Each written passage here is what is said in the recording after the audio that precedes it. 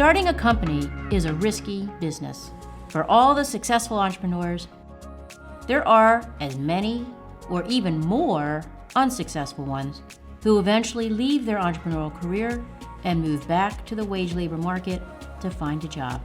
The relatively few studies of post-entrepreneurs that have been done have found a tendency for post-entrepreneurs, more so than non-entrepreneurs, to suffer penalties of various kinds, such as lower wages and fewer callbacks as job interviewees. The Entrepreneurship Experience Penalty is the term we use in our publication, Now in Press, at the Strategic Entrepreneurship Journal to refer to these post-entrepreneur effects. In an experimental study, we tested how do post-entrepreneurs fare in the wage labor market compared to non-entrepreneurs. Guided by past findings, we hypothesized that the post-entrepreneurs would not be selected as top hires, hence would suffer the Entrepreneurship Experience Penalty. On the other hand, we also hypothesized that the Entrepreneurship Experience Penalty would be weaker for job recruiters who themselves had considered becoming entrepreneurs.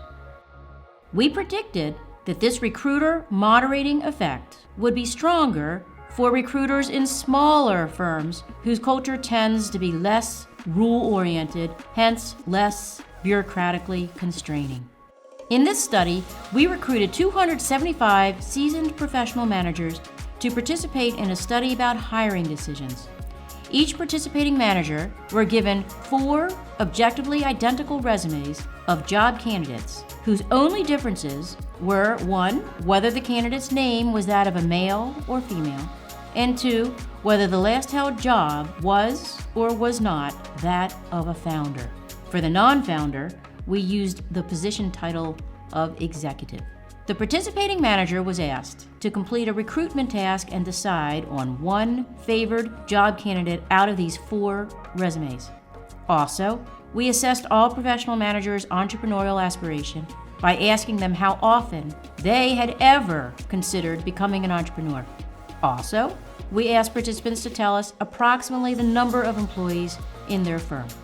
We found that compared to people who have never been an entrepreneur, a post-entrepreneur's odds of being picked as a favored candidate for hire is lower by 23 to 29%. This is consistent with previous research that's also found a penalty against post-entrepreneurs in terms of securing a callback interview when job hunting, and in terms of their pay on the new jobs.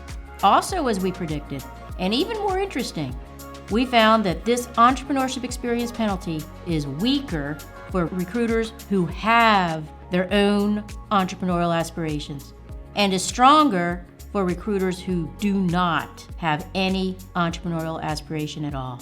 Also, as we predicted, this recruiter moderating effect is stronger when the recruiter is representing a smaller firm, not a larger one.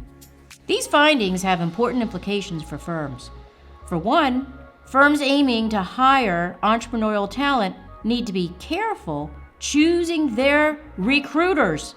The average recruiters are likely affected by some anti-entrepreneur biases. However, the more entrepreneurially oriented recruiters are more friendly to post-entrepreneurs. For larger firms, this is not enough. Additionally, de-biasing training regarding the Entrepreneurship Experience Penalty is needed. Such training can be incorporated into firms' diversity and inclusion program for selecting and recruiting activities. This would help larger firms boost their chances of successfully hiring entrepreneurial talents. Please see our article, Now in Press, at the Strategic Entrepreneurship Journal for more details.